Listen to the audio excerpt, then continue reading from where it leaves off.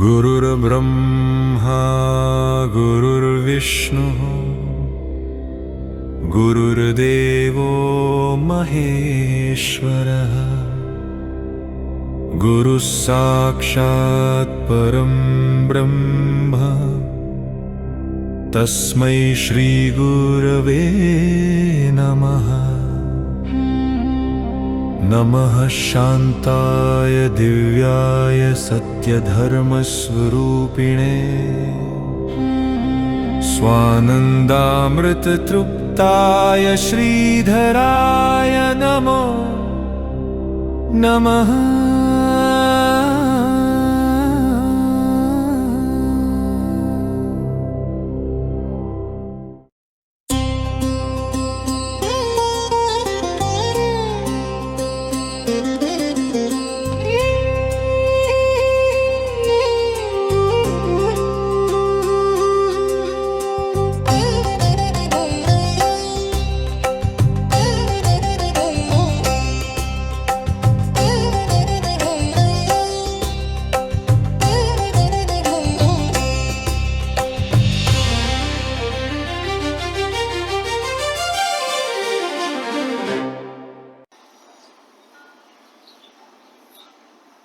पै सर्व भावे से उखिते जे गोपिले मज चित्ते जैसा गर्भ गोळू उद्यमाते कोणाही नेणे।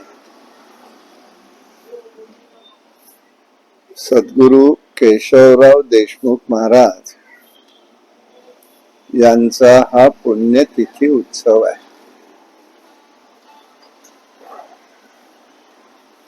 83वे वर्ष सुरू आहे।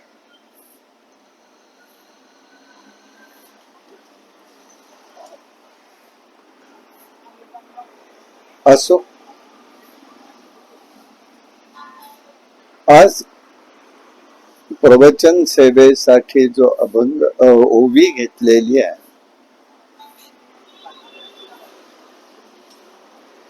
ती म्हणजे गीतेच्या 9व्या अध्यायातील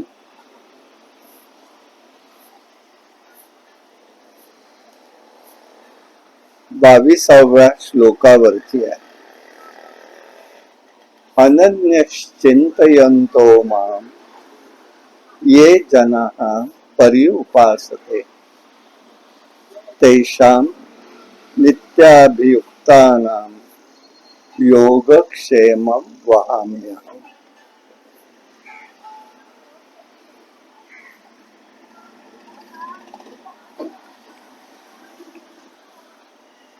सर्वश्रुत अशी ओवी आहे।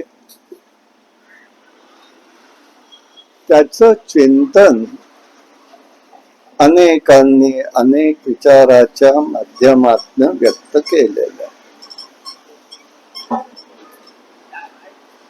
त्यानुसारच आपण तिथे सुद्धा त्यातलं एक सूक्ष्म असं चिंतन करण्याचा प्रयत्न करूया।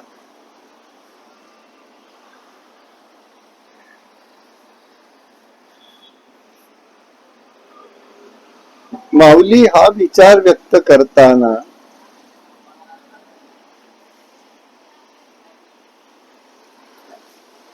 या एका मंत्रावरती श्लोकावरती 9 ओव्यामध्ये विचार व्यक्त करतायत।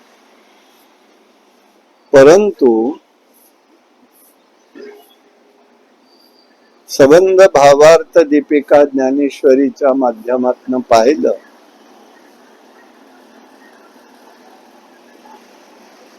तर माऊलींना तेवढाच विचार काही बोलायचा आहे असं मात्र नाही। मंत्राचा अर्थ असा आहे, अनन्याश्चिंतयन्तो मां ये जना पर्युपासते। जो सर्वाचा आश्रय सोडून माझ्याशी अनन्य होऊन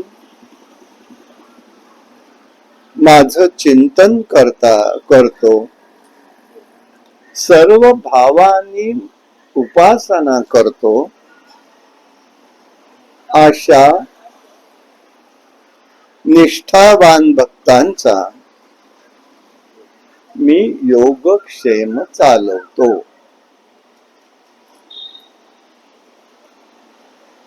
त्याला उत्तर देताना माऊली असं वर्णन करतात, तै सर्व भावे उखिते, जे गोपिले मज चित्ते, तैसा गर्भ गोळू उद्यमाते कोणाही नेणे.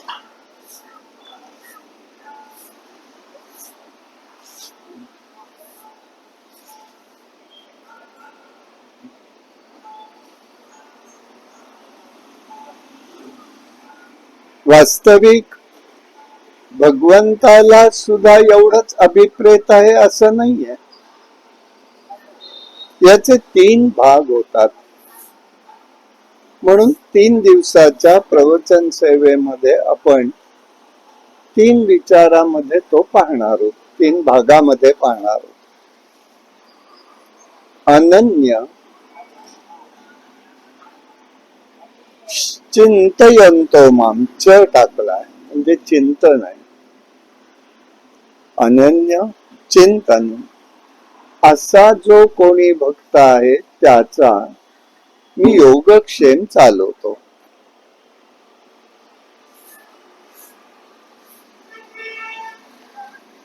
मग असा भक्त कसा आहे? 9वा अध्याय सगळा भक्तीचा विचार सांगतायत. त्याच्यात राजविद्या राजगुह्यो योग नाम हा अध्याय. अध्यायाचा विचार केला तर एक भाग असा आहे, आधी 8व्या अध्यायामध्ये अक्षर ब्रह्म विचार सांगून झाला.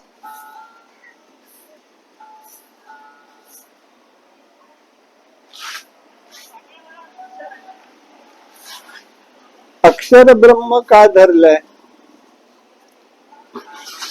तर सगुण आणि निर्गुण स्वरूपाचं वाचक असा ओम आहे शब्द.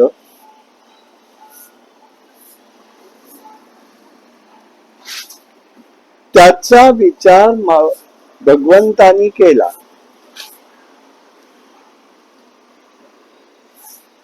आणि एक ओम या शब्दाच्या माध्यमानं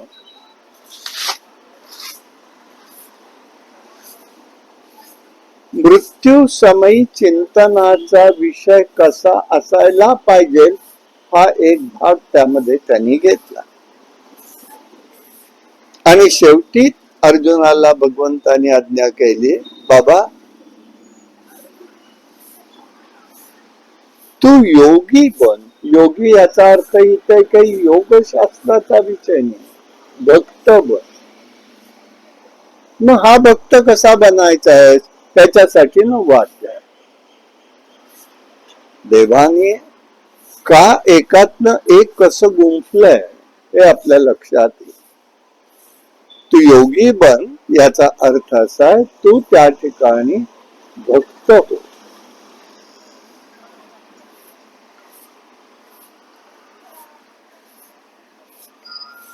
आता हा गुप्त विचार, हे रहस्य सर्व विद्यांचा आणि गुह्य ठेवण्याच्या भावाचा राजा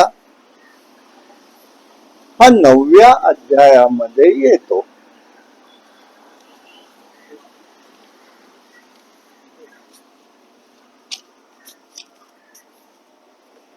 पण 9व्या अध्यायात त्यांनी काय केलं?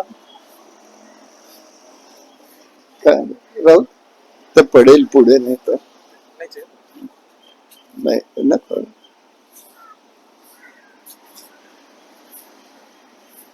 या अध्यायामध्ये प्रारंभी 9व्या अध्यायात ज्ञानाचं महत्व सांगण्यासाठी त्यांनी विचार व्यक्त केलेला.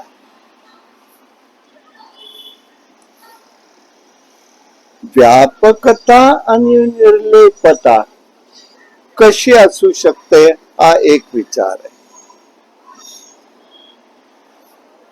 जाणणारा जो भक्त आहे त्यासाठी पहिला भाग त्यांनी त्या दृष्टीने सांगितला. गुण, भगवंताचे गुण, प्रभाव, विभूती याविषयी भाग सांगून झाला. यज्ञ यागादी कर्माने प्राप्त होणारे स्वर्ग भोगादी विषयाचा विचार सांगितला.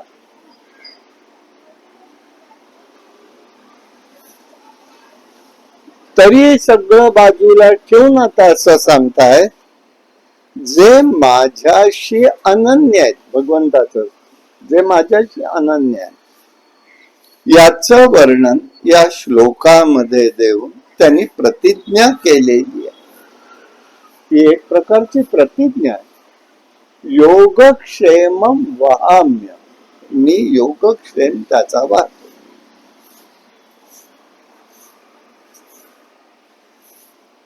मग काय कर, मग अनन्य का बरं म्हणताय? अनन्य म्हणजे कसं असलं पाहिजे? फक्त एवढंच आहे का की त्याच्याशिवाय इतर कोणी नाही, एवढाच अर्थ तिथे नाहीये अनन्यतेचा. सगळं कर्म, कारण याच्यामध्ये वास्तविक गीतेला भगवंतांनीच सांगितलेलं आहे पहिल्यांदा. मी दोनच मार्ग तुम्हाला मी सांगणार आहे, अर्जुनाला म्हणाले. जेव्हा अर्जुनाने विनंती केली आहे की मला तू मार्ग दाखव, मी गलित गात मला कळत नाही, मी नक्की काय करावं, तेव्हा देव म्हणाले मी तुला दोन निष्ठा सांगतो. निष्ठाचा अर्थ आहे मार्ग. काय मार्ग आहे? सांख्ययोग म्हणजे ज्ञान मार्ग, आणि दुसरा कर्म मार्ग. म्हणजे गीतेला अनुसरून जे जे पुढे विषय आलेले या दोघातच आलेले आहेत, फक्त ज्ञानात आणि कर्मात.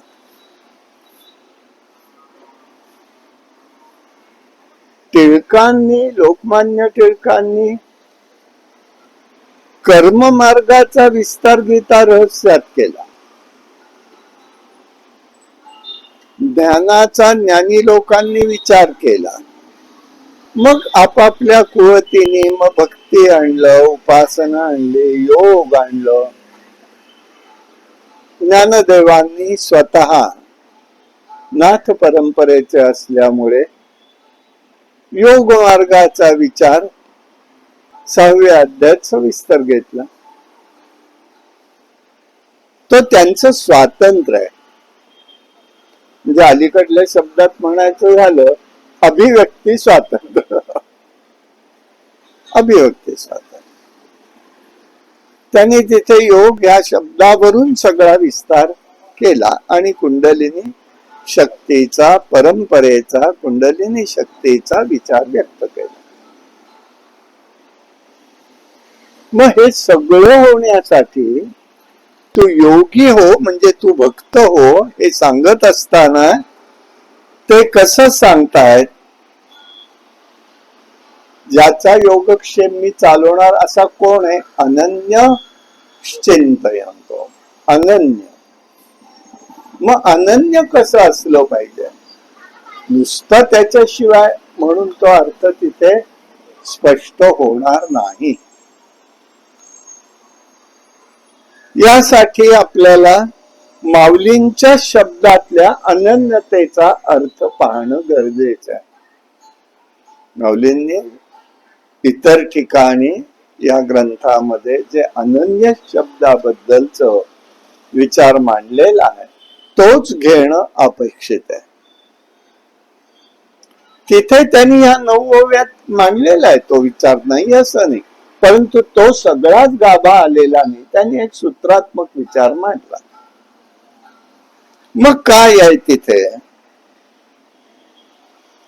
मानवी जीवन क्षणभंगूर आहे.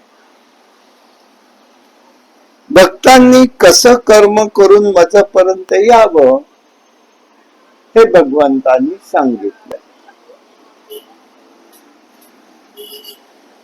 पण मग भक्त असेल तो कसा असला पाहिजे, हाही महत्वाचा विचार आहे.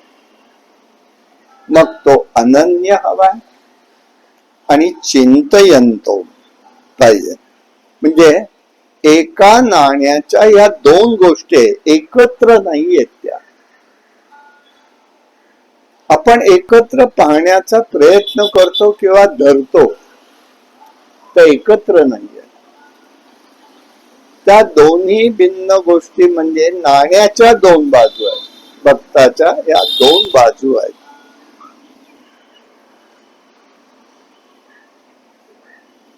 अनन्य कसा असतो भक्त, सर्व विश्वातील भोगाचं प्रेम दूर करून, लांब टाकून, भगवंताबद्दल अडळ आणि अचल अशी श्रद्धा असणारा, नुसती श्रद्धा ही उपयोगाचं आणि प्रेम असणारा,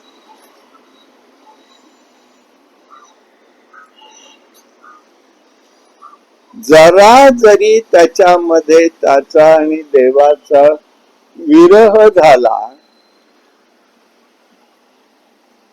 की त्याला अस्वस्थ वाटत. एक क्षणही तो थांबत नाही. भगवंताच्या चरित्रात जो गोपी भाव म्हणून सांगितलेला, तो गोपी भाव त्या अनन्यमध्ये आहे. अखंड चिंतन चाललेलं आहे त्यांचं. ते कळतही नाही आपल्याला त्यांचं चिंतन तसं चाललेलं आहे म्हणून. किंवा अनन्य आहेत तेही कळत नाही, परंतु ते अनन्य आहेत. आणि म्हणूनच त्याचं स्वरूप आपल्याला बघायचं. अनन्याबद्दल माऊलींनी 12व्या अध्यायात 6व्या श्लोकामध्ये विचार व्यक्त करताना सांगितलं, ऐसे अनन्य योगे विकिले जीवे मने अंगे तयाचे, काही न सांगणे ते सर्व मी करी. माऊलीच सांगतायत अनन्य कोण आहे. माऊली म्हणतात अनन्य कोण आहे, जो अनन्य योगे विकिले जीवे मने अंगे, तो अनन्य. मी त्याच्याशिवाय फक्त आधार दुसरा घेत नाही एवढा अपेक्षित माऊलींना नाही आहे. माऊलींनी तिथे स्पष्ट केलं.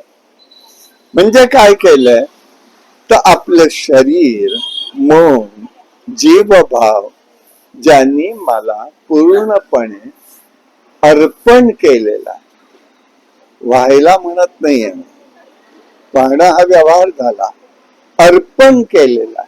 अर्पणाला वेगळं महत्व आहे. कसं महत्व वेगळं आहे.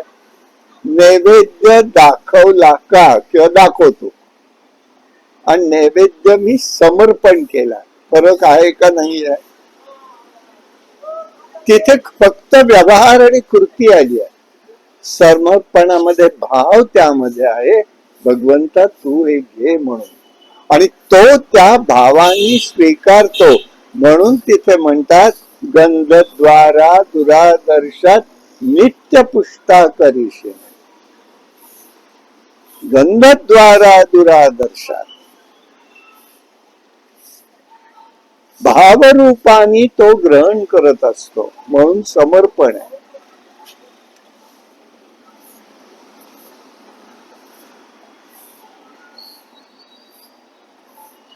आणि म्हणून जो काय अनन्य कसा असतो, आता तेही माऊलींनी तिथे वर्णन केलं. वर्णाश्रमाला धरून साधक जी कर्म करतो, ती कर्म तो माझी आज्ञा म्हणून करतो. माझी म्हणजे भगवंताची. ही वेदाची आज्ञा, ही भगवंताची आज्ञा आहे म्हणून तो करतो. आणि त्याच्यात त्याला प्रेम असतं. जसं विचारलंय आमच्या द्रौपदीने भगवंताला,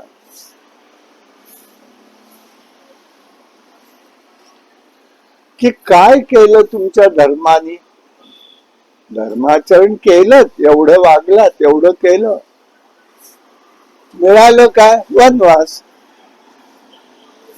शांतपणे धर्मराजांनी सांगितलं, मी धर्म पालन करतो, ते धर्माने मला काही द्यावं म्हणून नाही, धर्माने मला काही द्यावं म्हणून नाही बर का, मी वेदाची आज्ञा पालन करतोय, माझा धर्म वैदिक आहे, वेदांनी मला जी आज्ञा केली आहे त्याचं मी पालन करतोय, मला त्यांनी काही द्यावं म्हणून करत नाही. मग त्या ठिकाणी प्रश्न असा पडेल, मग खरंच धर्मो रक्षते रक्षता, वर्णाश्रम म्हणतात माऊली इथे 12व्या अध्यायामध्ये 6व्या श्लोकात अनन्याला.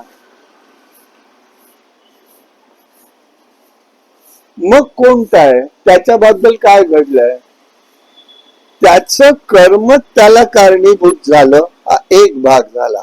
पण देवानी कसं रक्षण केलं ते केलेच तर. हे पांडव आहे, एक राजेच आहेत, आज ते वनात आलेत.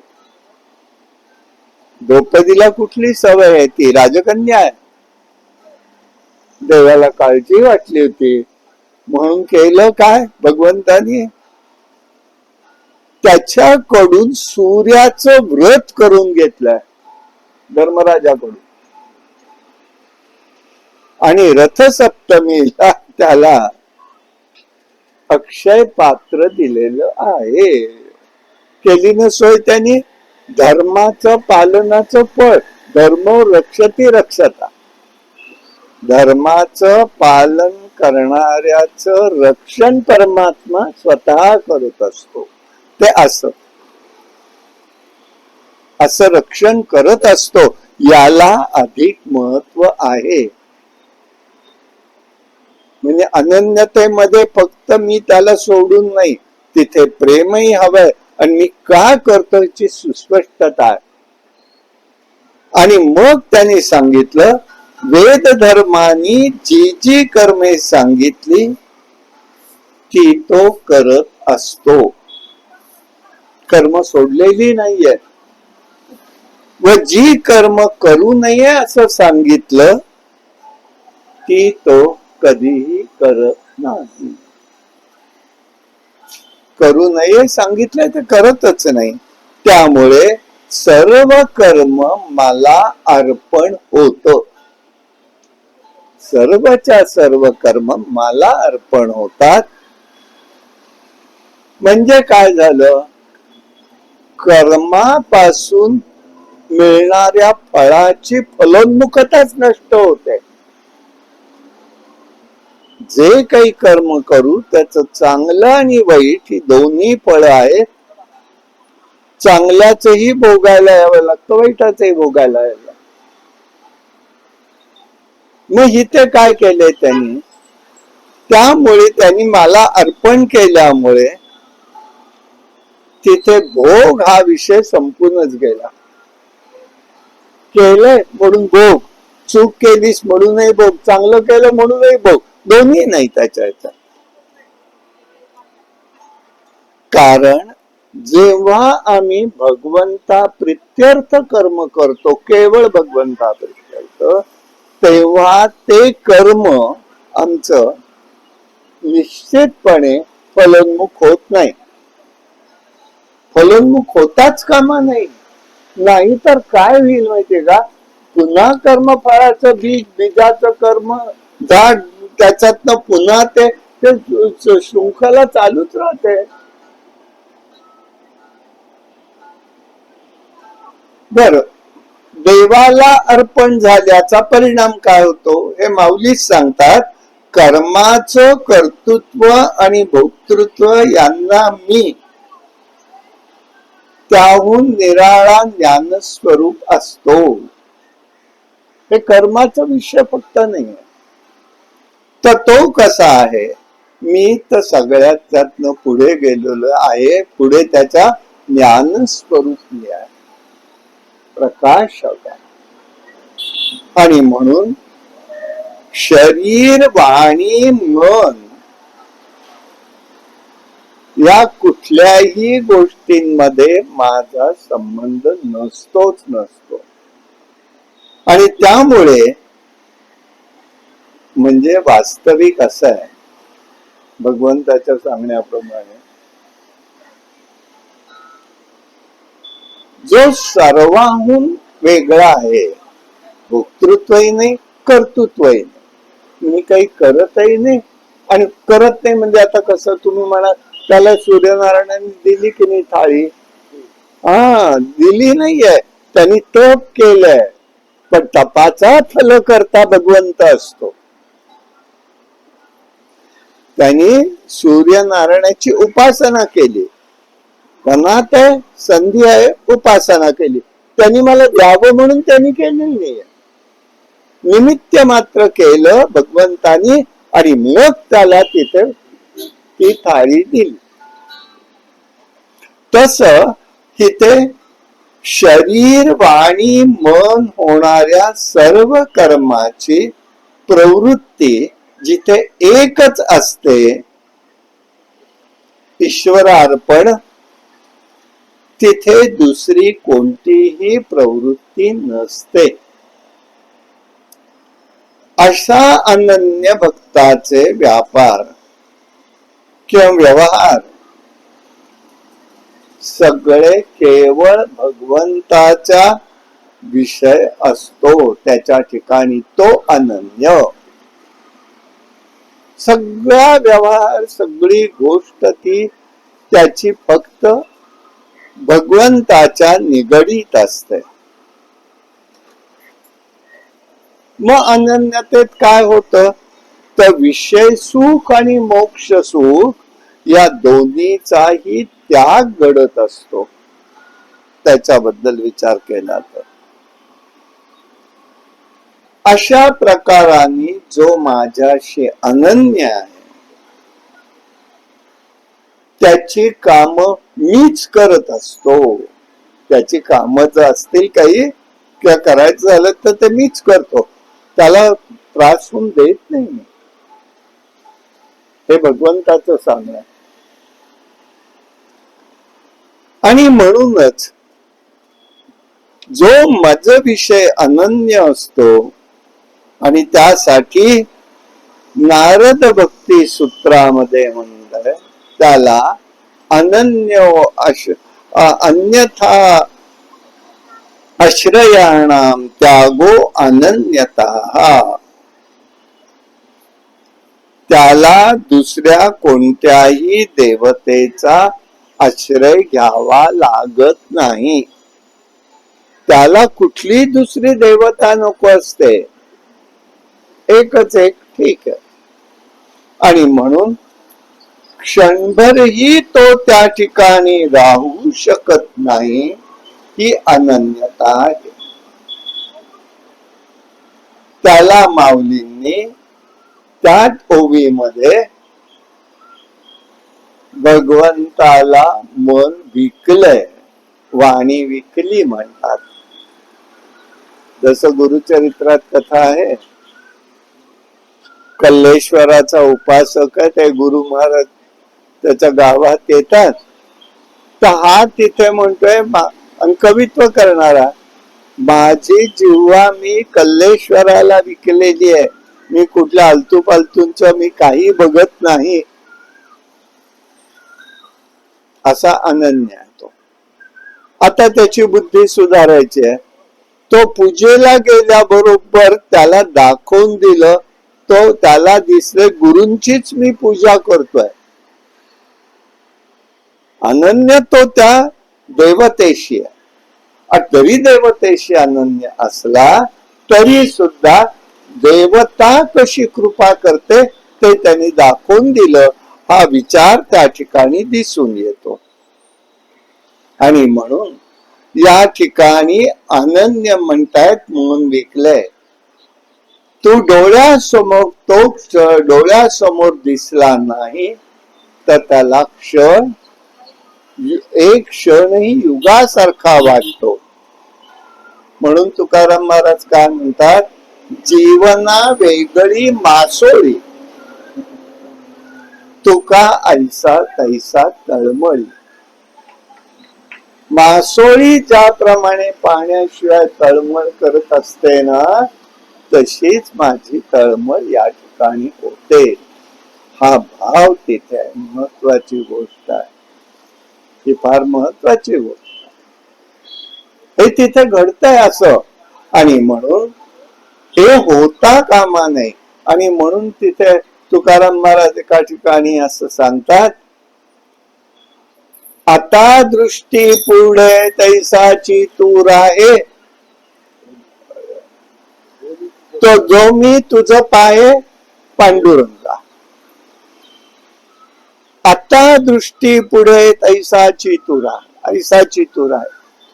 जे त्यांना त्या वेळेला जे दर्शन झालेलं आहे त्याच्या ह्याच्यात म्हणतात, आता तू माझ्या दृष्टी पुढून हलू नकोस. अनन्यता, ते अनन्यता आहे. आणि म्हणून आपल्याला असं लक्षात येईल, अनन्य भक्त केवळ भगवंताची अखंड उपासना करतो, आणि त्याचा परिणाम काय होतो? भगवंताला त्याचं मन हे त्याला राहण्याची जागा प्राप्त होते. त्याचं मन हा अनन्य आहे, नुसता नाही आहे. बघा, गंमत आहे बरं का. माऊलींचं 12व्या अध्यायातलं सांगणं आहे की काय अनन्य बाबा. हे अनन्य कसं आहे?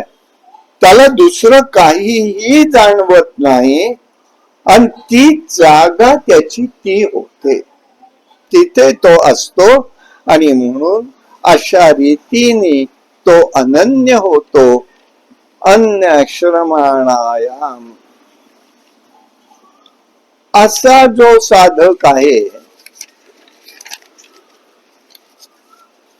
त्याबद्दल माऊलींनी पुढेही सांगितलं.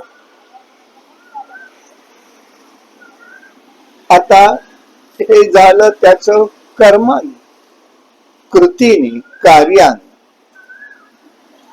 10व्या अध्यायात 10व्या श्लोकात अनन्यतेबद्दल माऊली म्हणतात, जो साधक आहे त्याला मात्र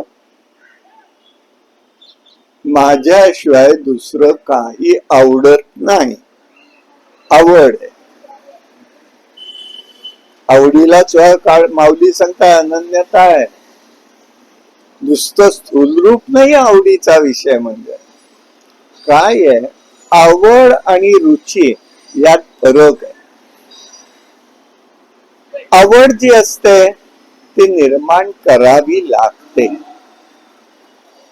आवड निर्माण करावी लागते. लहान मुलं आहे, मॉन्टेसरीचा आपण बघतो, जातात का आवडीने? नाही, रडत रडतच जातात. आईला इथं रडतोय तरी लक्ष न देता त्या बालकाला तिथे सोडावं लागतं. एक आठवडा गेला की दुसऱ्या आठवड्यात तेच मूल म्हणतं, आई लवकर चल, शाळेला माझा उशीर होतोय, माझे मित्र वाट बघतायत. 8 दिवस तसेच केल्यावरती आवड निर्माण झाली. आणि रुची काय असते? पूर्वसुकृत असेल. सुचिना श्रीमंता गे योगो भ्रष्टो विजायते, असा जो जीव असतो ते ज्ञान घेऊन, ते त्यावेळचं सगळं सात्विक घेऊन बरोबर जन्माला येतो. ते आत्ता त्याची फलोन्मुखता होते. ती रुची त्याला तिथे दिसायला लागते की कुठलाही संस्कार किंवा परिचय नसताना त्यातली आवड त्याला वाटायला लागते किंवा रुची होते. ती त्याला म्हणायचं रुची, ती नुसती आवड नसते, ती पूर्व संस्कार घेऊन आलेली असते. म्हणून काही काही मुलं बघा, तुम्ही पाहिलीत तर, की ते गीतेचे अध्याय 3ऱ्या 4थ्या वर्षामध्ये त्यांचे पाठ होतात. ते का? ही रुची आहे, गेल्या जन्मीचा संस्कार आहे. तो फक्त प्रगट व्हायला मदत मिळाली तो प्रगट झाला. तो एकदम नाहीये, ती रुची आहे. पण आम्ही रुची आणि आवड एकत्रच करतो, नाही ना तसं. आणि यासाठी त्याला आवड म्हटलंय. आणि असा जो भक्त आहे, माऊली म्हणतात, तो सगुणाच्या ठिकाणी आणि निर्गुणाच्या ठिकाणी निष्काम प्रेम करतो. निष्काम म्हणजे काय आहे? तर स्वाभाविक प्रेम करतो. त्याचं प्रेम वेगळं असतं. ते म्हणजे काय? पण म्हणजे असं प्रेम ते असतं. निष्काम प्रेम म्हणजे काय? ते पवित्र आणि निर्मळच असतं. पवित्र असतं, निर्मळ असतं. म्हणून त्याला माऊली त्या दृष्टिकोनातनं म्हणतात. आता पुढे म्हणतात, सगुण आणि निर्गुण या दोन्ही ठिकाणी त्याचा एकच भाव असतो, ती अनन्यता आहे.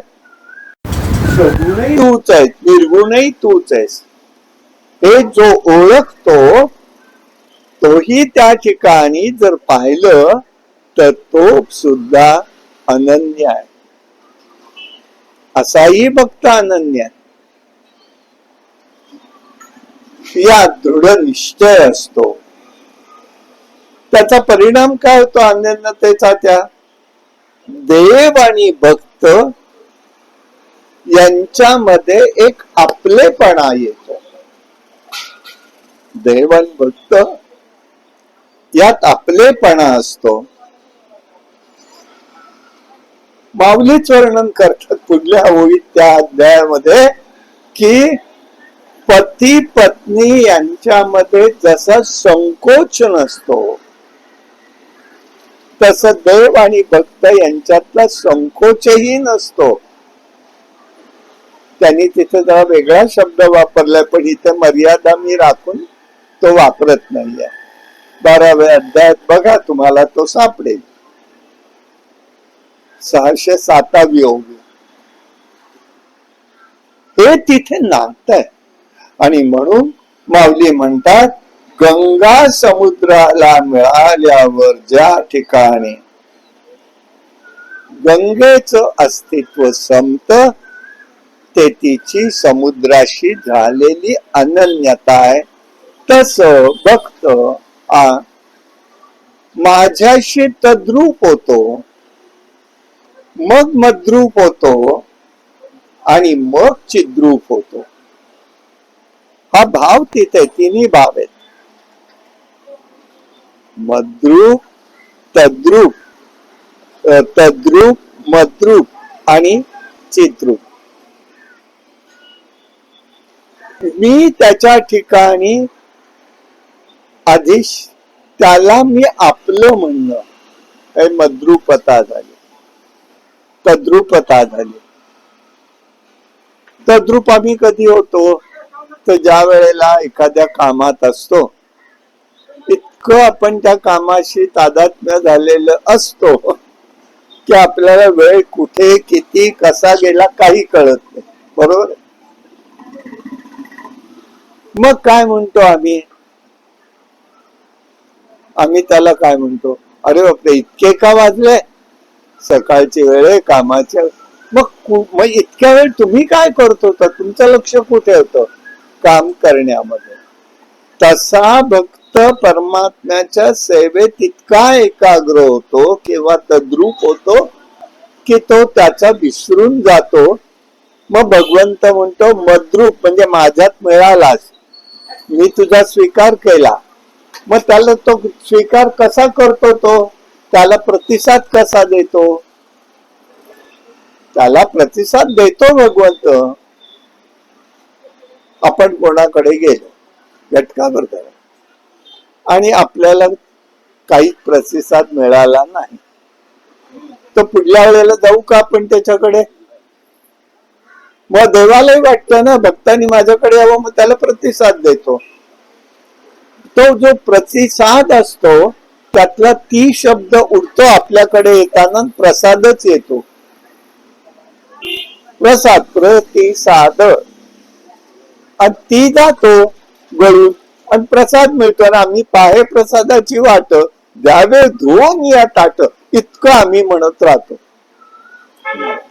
भगवंताचा प्रसाद म्हणजे प्रतिसाद आहे. ये बाबा माझ्याकडे मी तुला त्याच्याशिवाय का परत येणार आहोत कोणी. तो छोट्या छोट्या गोष्टी आपल्या खरंच पूर्ण करत असतो. साधं इथून बाहेर पडलं रिक्षा मिळत नसेल तर आपण म्हणावं देवा अरे लवकर रिक्षा मिळू दे तर झालं. ती तो पुरी करतो बस तेवढ्यातच खुश होऊन. पुढची काय स्थिती आहे ह्याला कुठे आपण बघतो. पण तिथे भगवंत म्हणतो काय की या ठिकाणी दृढता मद्रूपता होऊन जाते. म्हणून अनन्यता याचा अर्थ माऊलींनी ज्ञानोत्तर भक्ती हा अर्थ केला. ज्ञानोत्तर आहे अनन्यता आणि ती म्हणजे कशी आहे. मज तैसे सर्वस्वी भजती अशा भक्तांच्या मी भक्ताधीन होतो त्यांच्या अधीन मी होतो. हे माऊलींनी 10व्या अध्यायामध्ये व्यक्त केलेलं आहे.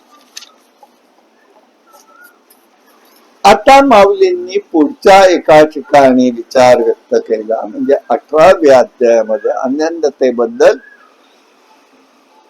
मन्मना भव मद्भक्तो मद्यपि मा नमस्करू मैवैषय सत्यम ते प्रतिजाने प्रियो सोमी.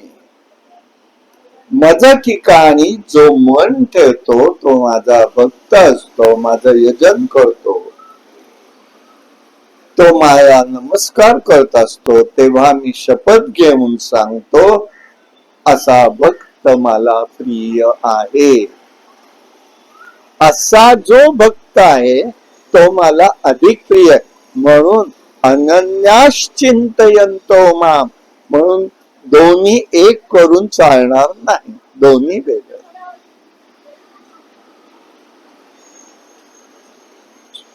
हा भक्त माझं स्वरूप समजून सदैव या ठिकाणी माझी सेवा करतो. म्हणजे हे जग माझे संपूर्ण मी जग स्वरूप आहे परमात्म्याचं स्वरूप आहे म्हणून तो सर्वत्र बघत असतो. याला सान्निध्य माझं प्राप्त होत. इथे आहे आणि तिथे नाही अशी त्याची धारणा नसते. आणि म्हणून या ठिकाणी अनन्यतेमध्ये अर्थ भगवंत लावतात शाश्वत प्रीती. ही भगवंत आणि भगवंताची दोघांना सुद्धा चैन पडत नसत. भगवंताच्या जीवनात 2 लोक होती असे बघ. त्यांना फक्त भगवंतांनी जे प्रेम दिलं ते इतर कोणालाही मिळालं नाही. प्रत्येकाचं वैशिष्ट्य आहे. भगवंताच्या प्रेमात जे जे पात्र झाले त्यांचं पुन्हा त्यांचं प्रेम इतरांना कोणाला नाही. गोपींना जे प्रेम मिळालं ते इतर कोणाला नाही. अष्टनायिकांनाही मिळालं नाही. पण अष्टनायिकांना मिळालं त्यात रुक्मिणीला मिळालं ते इतर कोणाला नाही. तसं 2 भक्त सुदाम आणि अर्जुन यांना जे प्रेम मिळालं भगवंताचं ते इतर कोणालाही नाही. म्हणून तर आमची द्रौपदी विचारते देवा तुझं मला नक्की एक सांग. मला नाही मला तर 5 जणांना सारखं सांभाळावं लागतं पतीचं. पण तू मात्र या 5 जणांवर प्रेम सारखं करत नाहीस. तू फक्त अर्जुनावर जास्त प्रेम करतो. हे का? देव असतात हे तुला वाटतंय का? म्हणाले चल माझ्याबरोबर. अर्जुन झोपलाय तिथे 2 जण येतात.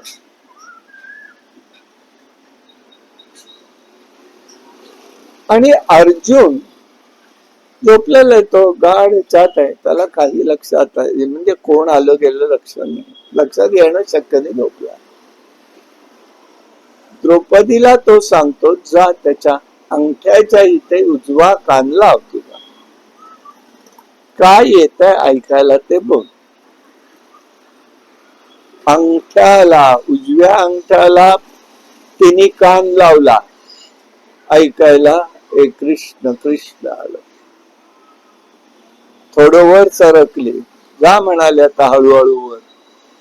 प्रत्येक ठिकाणी कृष्ण कृष्ण कृष्ण. नाभीपाशी जोरात आवाज आला, हृदयापाशी अधिक जोरात आला, मग ब्रह्मरंध्रामध्ये त्याच्याही पेक्षा जोरात आवाज आला. केस रुळत होते मंचकावरून, तर केसातनही त्याचा आवाज कृष्ण कृष्ण होता. आता कळलं का म्हणाले तुला? द्रौपदी गप्प बसलेली. ही अनन्यता, ही अनन्यता, आणि म्हणून त्याला अधिक महत्व आहे हे लक्षात घ्यायचं आहे. ज्याला भगवंताशिवाय दुसरा आधार वाटत नाही, तो परमाश्रय, परमगती, परम प्रेम स्वरूप तो असतो, ती निष्ठा असते. माऊलींनी या ओवीवरती लिहिताना एक गोष्ट लिहिली आहे अनन्यतेबद्दल. पै सर्व भावे उखिते, गोपिले मज चित्ते, तैसा गर्भ गोळू उद्यमाते कोणाही नेणे.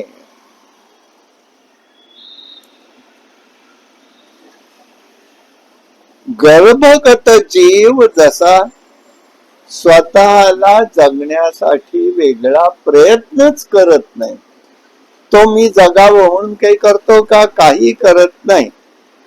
तो जीव पूर्णपणे आईवर अवलंबून असतो. त्याप्रमाणे भक्त हा सर्व भावानी मज ठिकाणी समर्पण होऊन माझ्या ठिकाणी एकरूप असतो, तो अनंत. सर्व भावानी, इथे एका ठिकाणी दुसरा नाही, येथे म्हणायचं तिथे म्हणायचं नाही असं नाही, सगळं सगळ्याच गोष्टींमध्ये. हा एक भाग झाला. परंतु माऊलींनी इथे सर्व भावे उखिते असा शब्द वापरला. उखितेचा अर्थ काय? उखितेचा अर्थ आहे निश्शेष करणं. कर्माची दोन्ही जी फळं आहेत, चांगलं आणि वाईट, ही फळं निश्शेष करणं म्हणजे उखिते. जीव, भाव, मन, बुद्धी, अहंकार, अहंता, ममता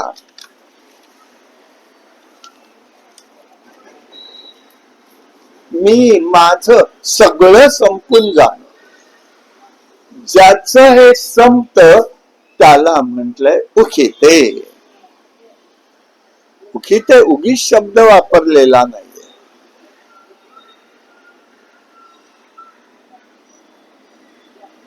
जमिनीला शेतकरी लोक उखर पडला म्हणतात. उखर पडणं म्हणजे ती नापीक होणं. उखर पडणं म्हणजे नापीक होणं. जे इंद्राचं पाप घेतलंय, ते शाप जसे 4 जणांनी ते वाटून घेतलं, भागवतातून देखील तो त्याचा. वृक्षांनी घेतलं, जलांनी घेतलं, भूमीनी घेतलं, स्त्रीनी घेतलं. त्यामुळे ही उखिते त्याला शब्द वापरतात, पण इथे अर्थ मात्र त्याचा एकच आहे, आणि तो म्हणजे सर्व प्रकारचं तिथे फलोन्मुखता नष्ट होणे. हा सर्व भावे उखिते. अखंड प्रेम ज्याचं भगवंतावरती आहे, यासाठी काय करायचं? अनन्य व्हायचं म्हणजे 4 गोष्टी आपल्याला समजू शकतात. मग हे व्हायला मार्ग काय? परत प्रश्न आमचा आहेच आहे. आम्ही आणि कसं व्हायचं हे नाही आम्हाला शक्य. त्याला देवहूतीला उपदेश करताना कपिल महामुनींनी तो उपदेश केलेला. कसं बघायचं, देवाशी संबंधी स्वामी सर्वस्व आणि सखा बनून त्याचा स्वीकार करायचा. चारीपैकी एक गोष्ट चालेल, चारीपैकी एक गोष्ट. संबंधी बनायचं. द्रौपदी संबंधी आहे, ती भगिनी म्हणून बंधू म्हणून त्याचा स्वीकार करते, असं नातं जोडा आणि त्या नात्यामध्येच राहा. स्वामी बनायचं. हनुमानजी रामाला जेव्हा आले, सगळं झालं, रावणाला मारलं, बिभीषणाला राज्य दिलं, परत आले, झालं सगळं.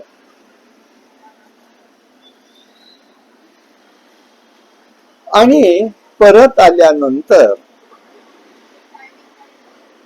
परिस्थिती काय झाली, सगळे जण रमले अयोध्येमध्ये.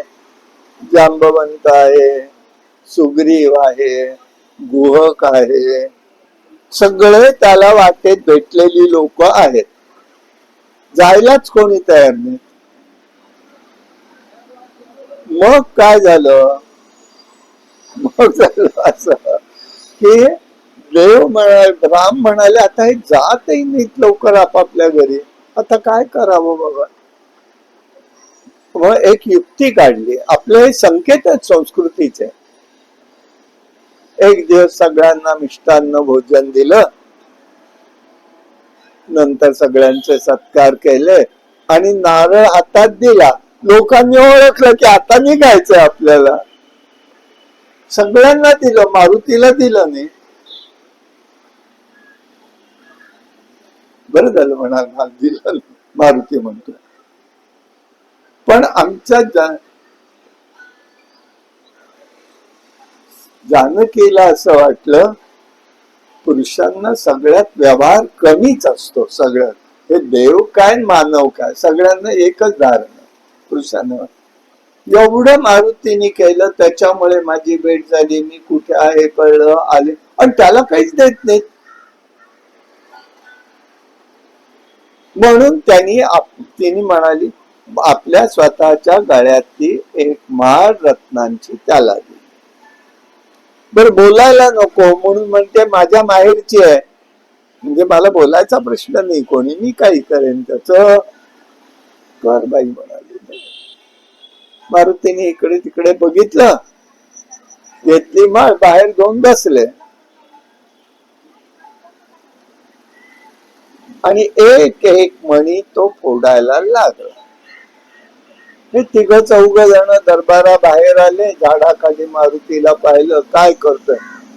शेवटी भगवती सीतामाई काय म्हणाल्या, काय करावं याला, शेवटी माकड ते माकडच, असं होय म्हणाले. बर बघू. मग त्यांनी काय केलं, तिथे दोघं जवळ आले. काय रे, काय करतोय. काही नाही, माळ दिली आई सर्वांनी, पण मी त्यात काय आहे तू बघ, काय केलंस असं. मग मी सगळ्यात राम आहे का बघतोय, पण त्यात मला राम कुठे दिसत नाही.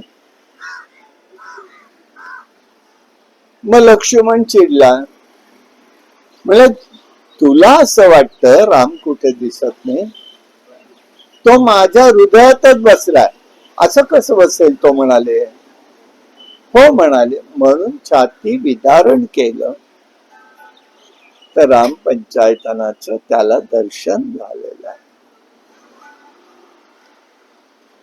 ही अनन्यता कशी असू शकते, त्याच हे स्वरूप आहे. मग त्या ठिकाणी राम म्हणतात, झालं रे, बरेच दिवस झाले, आता जा तुझ्या तू घरी, मी कुठे जाणार म्हणाला.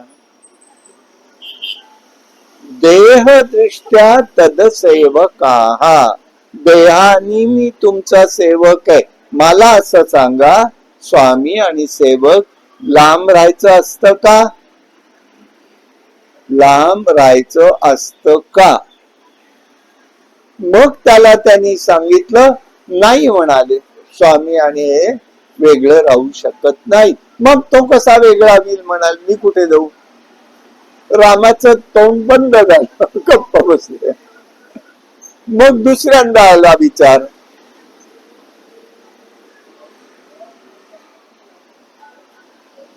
देहदृष्ट्या तदंश, जीवदृष्ट्या तदंश. जीव आणि तू आणि ब्रह्म एकच आहे, मी एकच आहे, तर मी जाणार कुठे सांग देवा? रामाचं तोंड बंद. आणि शेवटी म्हणतोय, सर्व खलविदम ब्रह्म, सगळं तर ब्रह्म स्वरूप आहे. मी ब्रह्म असेल तर तुम्ही ब्रह्मा, ते विश्व ब्रह्म आहे. मग या ब्रह्माला टाकून मी जाऊ कुठे? म्हणून स्वामी, त्यांनी स्वामी का त्याचा आहे तो? हनुमानाचा स्वामी राम काय, ही अनन्यता त्याच्या जवळ आहे. हे त्याच्यात महत्व आहे. मग सर्वस्वी आहे. कुंती म्हणते, विपत्ती दे सदा, विपत्ती संपत, विपत्ती हीच आमची संपत्ती आहे.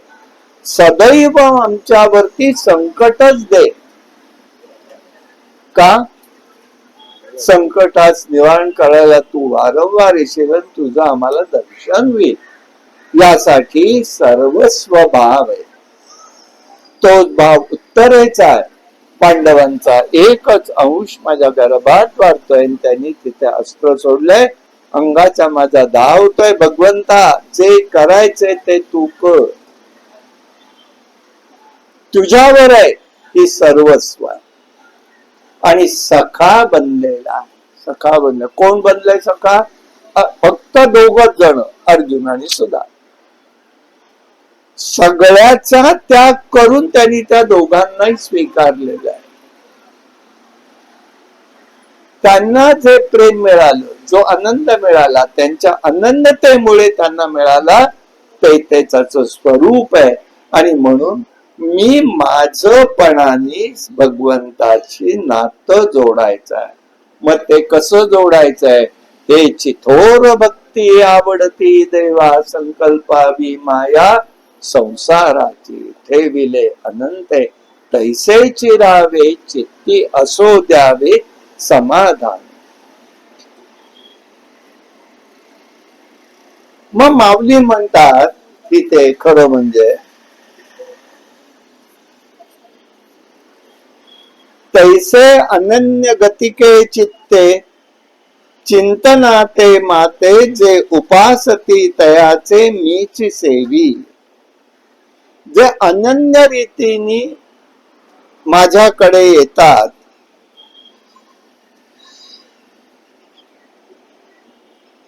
त्यांच्यासाठीच मी खरा जिवंत आहे. तेही जिवंत आहे तर मी पण जिवंत आहे. मग ते कोण आहे? तो अनन्य कोण आहे? भागवतातल्या ऋषी पत्नींचा विषय. सगळ्यात जणी आल्यात, आपल्या हाताला जे अन्न मिळेल ते घेऊन भगवंताला द्यायला आलेल्या आहेत. पण एक पत्नी तेवढी, त्या ऋषी पत्नी मागे राहते, काय न्यावं कळत नाही तिला. तेवढ्यात पती येतात. ते म्हणतात, काय रे बाबा, कुठे चाललीस? कृष्ण आला, मी कृष्णाकडे चालले, मी कृष्णाकडे चालले आहे. बांधून ठेवतात. मी, माझी पत्नी, माझी अवज्ञा करायची नाही, नाही जायचंच, तू बांधून ठेवतात. ठीक आहे, पत्नी कोणाची आहे? या देहाने मी तुमची पत्नी आहे, पण मनाने मी भगवंताला स्वीकारलेला आहे. कसलाही संस्कार ऋषी पत्नींवर नाही. फक्त धर्माचरण करतायत. पहिलं पाहिलं आपण ते धर्माचरणी आहे, पण अखंड चिंतन भगवंताचं चाललेलं आहे. येता जाता ज्या गोपी भगवंताचं गुणगान करतात तेच ते गातायत. त्याचा परिणाम काय झाला? हा देह तुमचा आहे ना, तुम्ही तुमचा घ्या म्हणाले, आणि मग ती प्राणज्योत बाहेर पडलीये, ती भगवंताला येऊन मिळाली. हे अनन्य प्रेम, अनन्यता, हे माऊली ते सांगतात. ऐसे अनन्य गतिके चित्ते चिंतिता ते माते, ते उपासती तयाचे तेची मी सेवे. अशांचा स्वीकार मी करतो, असा या ठिकाणी विचार सांगतायत. अशी ही अनन्यता आहे. आणि म्हणून आपल्याला या भूमिकेनी त्याचा विचार करायचा आहे. आताला उद्याला आपण चिंतयंतो माम, चिंतन म्हणजे काय करायचं या विषयी बघू. आणि परवाच्या दिवशी योगक्षेम म्हणजे काय याचा एकच विचार तो त्या दिवशी करायचा. अशा पद्धतीने आपण या ओवीकडे बघूया, श्लोकाकडे बघूया आणि भगवंताच्या गोष्टींकडे बघू, असा विचार करून आजचा विषय संपवूया.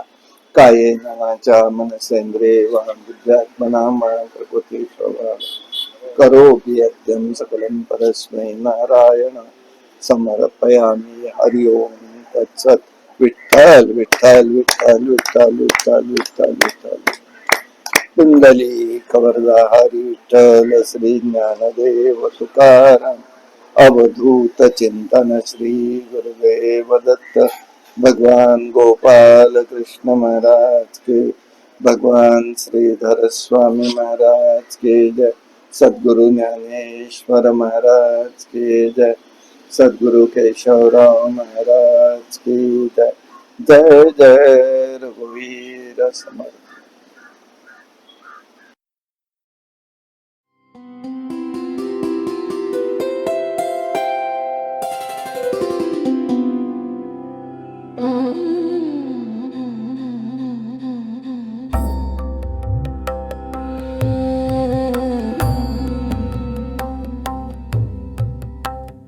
Mm-hmm.